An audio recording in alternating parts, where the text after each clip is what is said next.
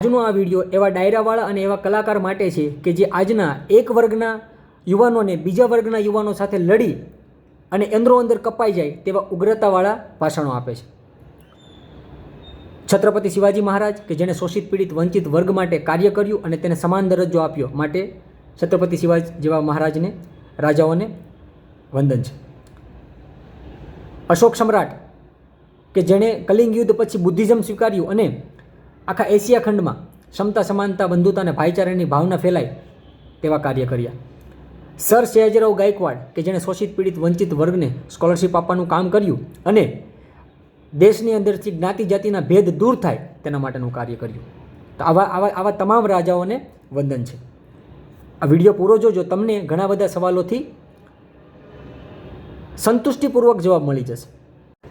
મિત્રો, આપ સૌનું સ્વાગત છે. આજે આપણે વાત કરીશું કે શિવાજીની સેનામાં મુસ્લિમ સેનાનાયકો કામ કરતા હતા. આ ઘણા ડાયરા ઉપરથી કહેતા હોય ને કે ધર્મના માટે યુદ્ધ કર્યા. ધર્મના માટે લડાઈ નહીં, ધર્મને હથિયાર બનાવીને પોતાના સામ્રાજ્ય વધારવા માટે લડાઈ લડી. તમે લોકોને બીજા કોઈ કારણે ભેગા કરો ને તો ભેગા ન થાય, પણ તમે ધર્મના નામે કોઈ વસ્તુ કરો ને તો લોકોની ભીડ ઉમટી પડે. તો ધર્મને હથિયાર બનાવી અને લડાઈ લડવામાં આવી. આજે પણ ધર્મને હથિયાર બનાવીને રાજનીતિઓ થાય છે ને. લેખક એ બાબત ઉપર લખે છે.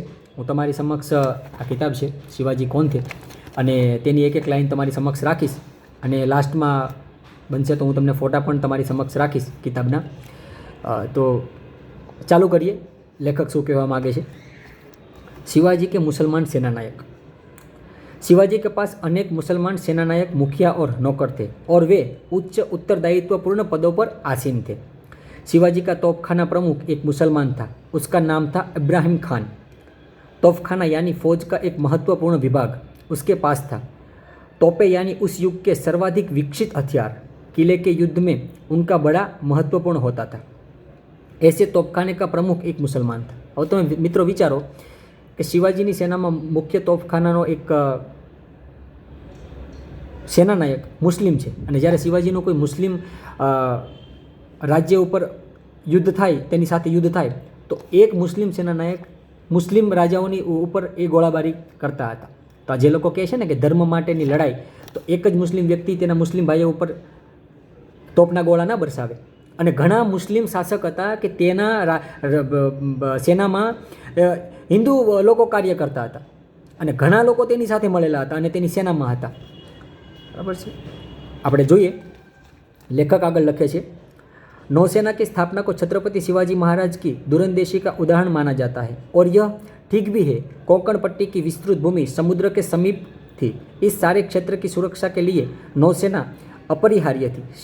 शिवाजी ने उसे तैयार किया और ऐसे महत्वपूर्ण विभाग का प्रमुख भी एक मुसलमान सेनानायक ही था. उसका नाम था दौलत खान, दरिया सारंग दौलत खान.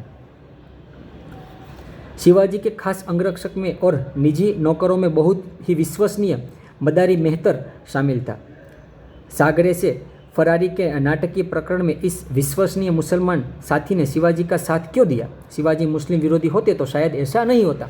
लेखक कहे कि शिवाजी अगर खाली मुस्लिम विरोधी होत तो मुस्लिम लोग शिवाजी साथ ज न आपे ने. शिवाजीए लड़ाई लड़ी, ए आक्रामकताओं जे अत्याचार करता थे, अत्याचारनी विरुद्ध लड़वा माटे शिवाजी लड़ाई लड़ी.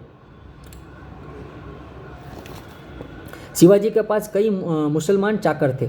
उनमें काजी हैदर भी एक था. सालेरी के युद्ध के बाद औरंगजेब के अधीन दक्षिण के अधिकारियों ने शिवाजी के साथ मित्रता कायम करने के लिए एक ब्राह्मण वकील भेजा था. तो उसके उत्तर में शिवाजी ने काजी हैदर को मुगलों के पास भेजा, यानी मुस्लिमों का वकील हिंदू और हिंदुओं का वकील मुस्लिम. उस युग में यदि समाज का विभाजन हिंदू विरुद्ध मुसलमान होता तो ऐसा नहीं होता. मतलब અત્યારે આ જે પહેલાં લોકો પહેલાં મોકલતા, આજે એના માટે વકીલ શબ્દ વાપર્યો છે, ત્યારે એના માટે કોઈ અલગ શબ્દ વાપરતા હશે. બરાબર છે. આગળ લેખક લખે છે. सिद्दी हिलाल ऐसे ही एक और मुसलमान सरदार शिवाजी के साथ था. सन 1660 में शिवाजी ने रुस्तम जमा और फाजल खान को रायबाग के पास हराया. उस समय सिद्दी हिलाल शिवाजी के पक्ष में लड़ा. उसी प्रकार जब सन 1660 में सिद्दी जोहर ने पन्हालगढ़ किले की घेराबंदी की, तब नेताजी पालकर ने उसकी सेना पर घात लगाकर घेराबंदी उठवाने का प्रयास किया. उस समय ही हिलाल और उसका पुत्र नेताजी ने नेताजी के साथ में थे। इस भिड़ंत में सिद्दी हिलाल का पुत्र बाबा जख्मी हुआ और पकड़ लिया गया। सिद्दी हिलाल अपने पुत्र के साथ हिंदू शिवाजी की ओर से मुसलमानों के विरुद्ध लड़ा। उन युद्ध का स्वरूप यदि केवल हिंदू बनाम मुसलमान रहता तो परिणाम क्या होता?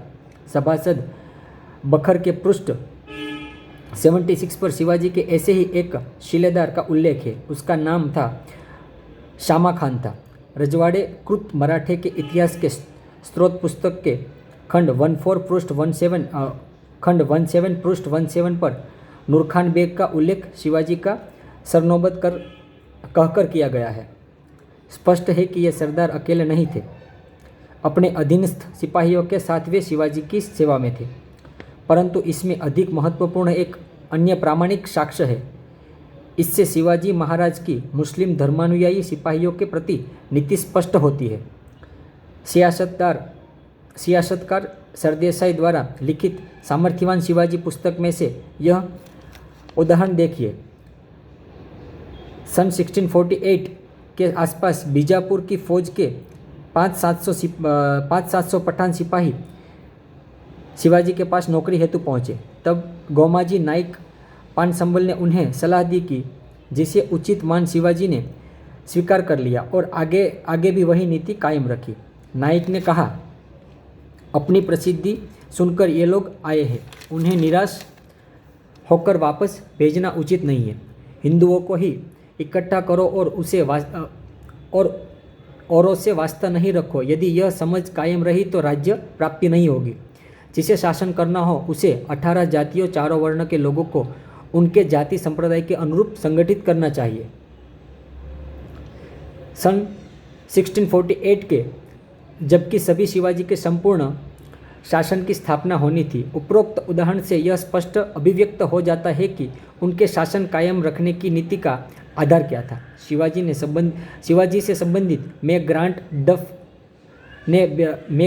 ने भी पृष्ठ 129 पर गोमाजी नायक की सलाह का उल्लेख करते हुए कहा है, इसके बाद शिवाजी ने अपनी सेना में मुसलमानों को भी शामिल कर लिया और राज्य स्थापना में वे बहुत ही उपयोगी सिद्ध हुए। शिवाजी के सरदार और शिवाजी की सेना केवल हिंदू धर्मी नहीं थी, यह भी स्पष्ट है कि उनमें मुस्लिम संप्रदाय के लोगों की भी भर्ती की गई थी। यदि शिवाजी मुस्लिम संप्रदाय को समाप्त करने का कार्य कर रहे होते तो वे मुसलमान शिवाजी के पास नहीं ठहरते। शिवाजी मुसलमान शासकों के अत्याचारी शासन की समाप्ति हेतु निकले थे, प्रजा की चिंता करने वाले शासन की स्थापना हेतु निकल पड़े थे। इसलिए मुसलमान भी उन्हें कार्य में हिस्सेदारी बने थे। मुख्य प्रश्न धर्म का नहीं था। लेखक શું કહે છે અંતમાં कि यहाँ मुख्य प्रश्न धर्म का नहीं था, शासन का प्रश्न प्रमुख था। धर्म मुख्य नहीं था, राज्य प्रमुख था। धर्मनिष्ठा प्रमुख नहीं थी, राज्य निष्ठा और स्वामी निष्ठा प्रमुख थी। मतलब આજે મારી પાસે 500 વીઘા જમીન હોય, મારી પાસે 500 વીઘા જમીન હોય, તો મારી જમીન ઉપર કોઈ બીજો વ્યક્તિ બહારનો વ્યક્તિ આવીને આક્રમણ કરે તો એ જમીનને બચાવવા માટે હું લડું એ તો ઠીક છે, કારણ કે મારી છે ને જાય છે, બરાબર। પણ હવે હું એને ધર્મનું નામ આપીને કે આપણી ધર્મની લડાઈ છે એ આપી અને પછી બધા લોકોને, આખા ગામને કે આજુબાજુના બધા લોકોને ભેગા કરીને હું લડું તો એ ધર્મને હથિયાર બનાવ્યું કહેવાય। લડાઈ તો વ્યક્તિગત પોતાની હતી, જમીન બચાવવાની, બરાબર। અને ઇતિહાસમાં એક રાજા બીજા રાજાની અંદર હારતો ગયો, એક રાજા બીજા રાજાની અંડરમાં જીતતો ગયો, બરાબર છે। એ ઇતિહાસો ઉલટાતા ગયા, જે પણ કાંઈ થયું, બરાબર। જૂના હાડકા ખોળવાની કંઈ જરૂર નથી, પણ આ ડાયરાવાળા જે સ્ટેજ ઉપરથી જે રાગડા તાણે છે અમુક, એ આ અત્યારની પેઢી માટે બહુ ભયંકર છે। એ ઘણા એમ કહે છે કે ભાઈ અમે શૂરવીર, આજના યુવાનોને શૂરવીર બનાવવા માટેના કામ કરીએ છીએ। ભાઈ દેશની અંદર શાંતિ જોઈએ, શૂરવીરતા ખુમારીને બધું છે ને ભારત દેશની બોર્ડર સાચવવાળા આર્મીવાળા પાસે છે જ। વર્ષો પહેલાં જે ઘણા એમ કે ને સંગીત ગવાતું ને શૂરવીરતા અપાતી, તો ત્યારે રાજાશાહી વખતમાં લડાઈ લડાતી ને ત્યારે કદાચ કોઈ વસ્તુ બનતી હશે ખુમારી અપાવવા માટે કદાચ। અત્યારે એમ કહો છો કે હજી તો અમે ખાલી મનોરંજન માટે ગાઈએ છીએ, તલવારો ઉપાડવા માટે નથી ગાતા, તો મતલબ શું કરવા શું માગો છો? દેશની અંદર એક જાતિ બીજી જાતિ સાથે લડે, અંદર કપાઈ જાય એવું ચાહો છો? દેશની અંદર શાંતિ નથી બનવા દેવી તમારે? તમારા ખાલી 40-50 હજાર કે લાખ રૂપિયાના પ્રોગ્રામ માટે થઈને આવનારી પેઢીને ડખે ચડાવી દેવી છે? હા. અને જે હકીકતે જેણે રાજ્ય જેના હતા એના ઓરિજિનલ જે દીકરા સંતાનો છે ને એ લોકો તો ચૂપ જ છે, શાંતિ રાખીને બેઠા છે. કારણ કે એને ખબર છે કે 800 વર્ષ મુગલનું રાજ હતું, એના પછી મુગલોને હરાવીને અંગ્રેજો 200 વર્ષ અંગ્રેજનું રાજ રહ્યું, અને એના પહેલાં પણ હજારો વર્ષો સુધી બીજા કોઈ અલગ અલગનું રાજ હતું. અને કોઈ એમ કે દેશ ઉપર આટલું વર્ષ કોઈ રાજ કર્યું તો દેશ અંદરો અંદર વેચાયેલો હતો રજવાડામાં. એક રાજા અંદરો અંદરના બીજા રાજા ઉપર સાથે લડાઈ લડતા. અમુક રાજાની મિત્રતા હતી, અમુક લોકોની શત્રુતા હતી. મુસ્લિમ રાજા હિન્દુ સાથે લડે ને હિન્દુ મુસ્લિમ સાથે લડે તો સમજ્યા ચાલો કદાચ કોઈ એમ કે ભાઈ ધર્મની લડાઈ હતી. પણ એક હિન્દુ રાજા બીજા હિન્દુની ઉપર ચડાઈ કરે તો એ ધર્મની લડાઈ કહેવાય કે રિયાસતની લડાઈ કહેવાય? અને તમે જે આ જે ઇતિહાસો ગાવો છો ને સ્ટેજ ઉપરથી, એ તમે વિસ્તાર પૂરતા છે. અશોક સમ્રાટનું નામ સાંભળ્યું? આખા એશિયા ખંડમાં રાજ હતું એનું. છેલ્લા કલિંગ યુદ્ધ પછી એ બુદ્ધના શરણે કેમ ગયા? એને ખબર પડી ગઈ કે યુદ્ધ છે ને, યુદ્ધથી એક ખાલી અમુક સમય માટે તમે રાજ કરી શકો, લાંબા સમયની તમે પ્રગતિ ન કરી શકો. શાંતિ, વિનમ્રતા, ભાઈચારો, ક્ષમતા, સમાનતા, બંધુતા, એ જે વસ્તુ હોય ને તો તમે લાંબા સમય સુધી પંથ કાપી શકો. બુદ્ધ આજે વિશ્વ લેવલે જો ફરી શક્યા, એનું નામ થઈ શક્યું તેનું કારણ એ છે કે વિનમ્રતા, ક્ષમતા, સમાનતા, બંધુતા, બરોબર છે, ભાઈચારાની ભાવના. કોઈ તમે પણ લડો નહીં, આ લોકો પણ લડે નહીં, શાંતિથી પોતાનું જીવન વિતાવો અને મજાથી રહો ભાઈચારાની ભાવનાથી. હવે ઘણાને એમ થશે કે ભાઈ તમને ઘરે આવીને કોઈક મારે તો શું કરવાનું? એના માટે અત્યારે સંવિધાનમાં પ્રાવધાન છે જ શું કરવું શું ન કરવું, બરોબર છે, એકવાર વાંચી લેજો.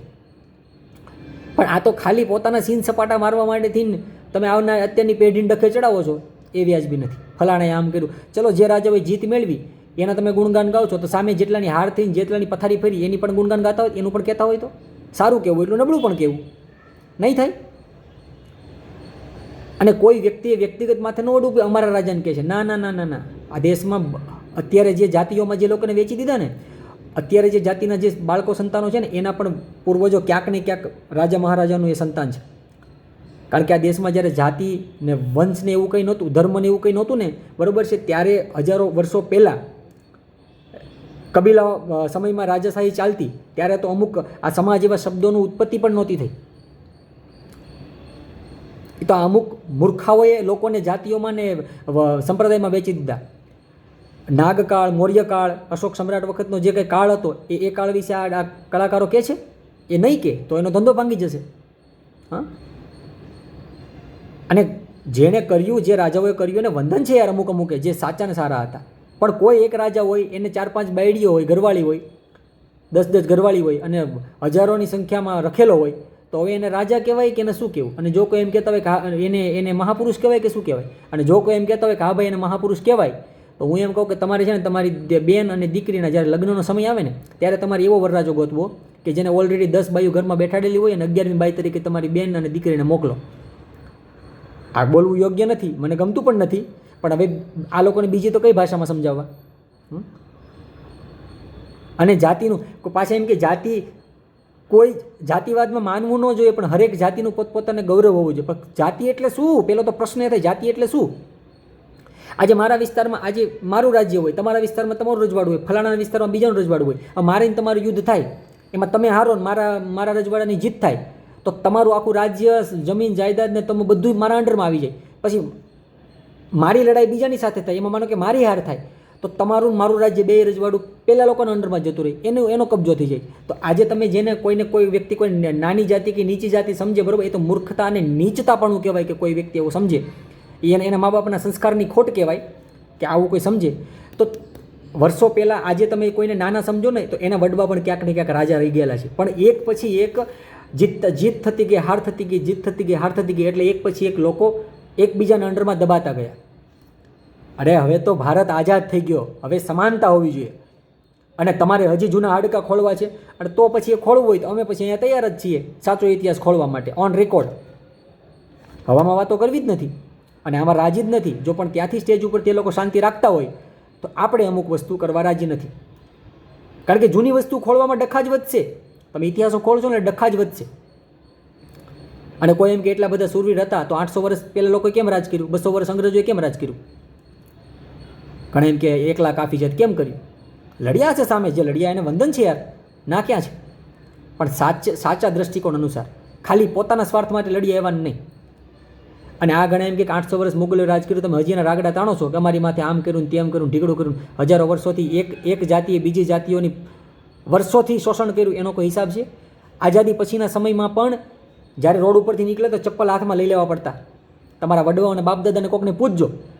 હા, અને જ્યારે તમારી આવી નીચતાભરું તમારું જ્યારે કાર્ય અને માનસિકતા હોય ને ત્યારે એ જ લોકો બીજાનો સાથ આપે, કારણ કે બીજા સારા છે, તમારી જેટલા નીચ નથી.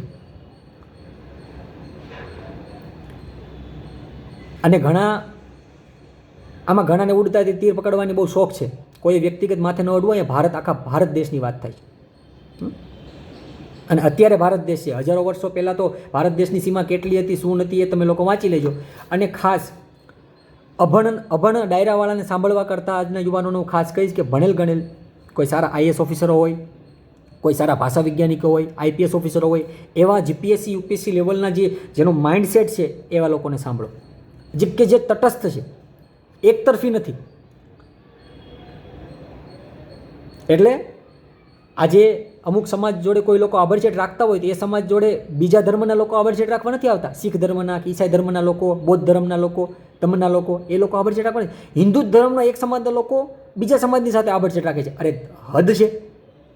અને તમારી જેવા નીચ માણસો બીજા કોણ હોય? અને ધર્મ તૂટતો હોય ને તેનું મુખ્ય કારણ જ આ છે. અને દેશ જો વેચાણો હોય ને અને બરબાદ થઈ હોય ને તો એનું કારણ જ આ છે. નાત જાતના ભેદભાવ લોકો એકત્રિત થઈને લડી નહીં શક્યા. હવે ઘણા લોકો સ્ટેજ ઉપરથી કે નાત જાત ન, કારણ કે તમે લડવા માટે તમારે ભેગા કરવા છે. કરો ને, બે રોટી બેટીના વ્યવહાર કરો ને, તમને ખબર પડે. કેમ નહીં? પાછા તેમ કે આપણે કૂતરું લાવીએ તોય આપણે એની જાત જોઈએ, એની નસ્લ જોઈએ, તો આ તો માણસ છે, એ જનાવર છે. પ્રાકૃતિક વસ્તુમાં તમે પેલું કરશો, પ્રાકૃતિક નિયમમાં પ્રાકૃતિક જે બાંધો હોય ને એ પ્રાકૃતિક એ શરીરનો બાંધો કહેવાય. એને જાતથી તમે એવું ન કહી શકો કે આ જાત. એ જાત શબ્દ કયા વ્યક્તિએ પ્રચલિત કર્યો છે ને, હવે એ તમે જાણી લેજો ઊંડાણમાં. વિડીયો બહુ લાંબો થઈ જશે. આજે કે અમેરિકાનો ભૂરો વ્યક્તિ ત્યાંની ગોરી ચામડી, બીજા અમુક દેશમાં જો ત્યાંની કાળી ચામડી, આપણી તો કે મધ્યમ ચામડી, બરાબર છે? તો એને જાત ન કહી શકાય. એ અમુક વાતાવરણ અનુસાર વ્યક્તિ જે માહોલમાં રહે છે એ પ્રમાણે એનું શરીર કે એનો બાંધો કે મજબૂતાઈ કે અમુક પ્રકારની કમજોરાઈ કે વગેરે વગેરે વસ્તુ રહી છે. તો હવે એને જાતિના આધારે તમે ભેદભાવ કરો તો એ તો સૌથી મોટી મૂર્ખતા કહેવાય. અને આ જે અત્યારે જે વાતનો મેં તમને ઉલ્લેખ કર્યો છે ને, એ વાતનો હવે પછી આ વિડીયોના છેલ્લા અંતમાં હું તમને ફોટા તમને મોકલું છું. તમે સ્ટોપ કરીને વાંચી લેજો. કદાચ કોઈને એવું થાય કે ભાઈ હું મારું પોતાનું બોલું છું એવું, બરાબર છે? અંતમાં એટલું જ કહીશ कि अरे मूर्ख मत पूछ किसी को जाति और उसका वंश. मारी लखेली लाइन है, मत पूछ किसी को जाति और उसका वंश. ये पूरी प्रकृति हमारा परिवार और हम सब मात्र उसका छोटा सा अंश. જેને સમજાય તેને વંદન, જો સમજે उसको સલામ, બાકી રહે માનસી ગુલામ. યુવાનોને ખાસ વિનમ્ર અપીલ છે, કોઈ જાતના ખોટા ડખામાં તમને ખાલી ચડાવી દઈને તો ચડતા નહીં. ધર્મના નામને તમને લડાવી દેશે, બરાબર છે? મોટા મોટા નેતાના છોકરા વિદેશમાં છે, મજા કરે છે. અને અમુક રાજાઓના સંતાનો પણ વિદેશમાં છે, પોતાના બિઝનેસો ચલાવે છે, બરાબર છે? આજે રાષ્ટ્રની બધી વાતો કરે છે ને એ તમને ખાલી પોતાની રાજનીતિ ટકાવી રાખવા માટે, પોતાની ખુરશી ટકાવી રાખવા માટે તમને વોટ બેંક એની ભેગી કરે છે. પૂરો વિડીયો જોવા માટે આભાર. બની શકે તો આ ચેનલને સબસ્ક્રાઈબ કરવી કે આવા વિડીયો હું તમારા સમક્ષ રાખી શકું અને લોકો સુધી આ વાત પહોંચાડવા વિનમ્ર અપીલ. મારું કાર્ય હતું તમારા સમક્ષ આ વાત રાખવી, આગળનું કાર્ય આપનું. પૂરો વિડીયો જોવા માટે આપ સૌનો આભાર.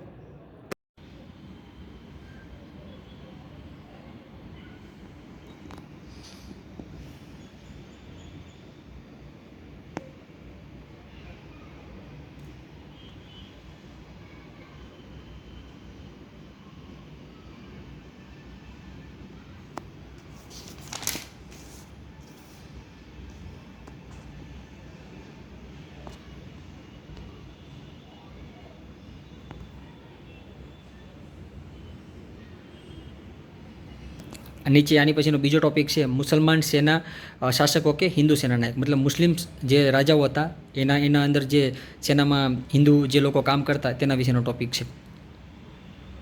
આગળના વિડીયોમાં આપણે શરૂ કરશું.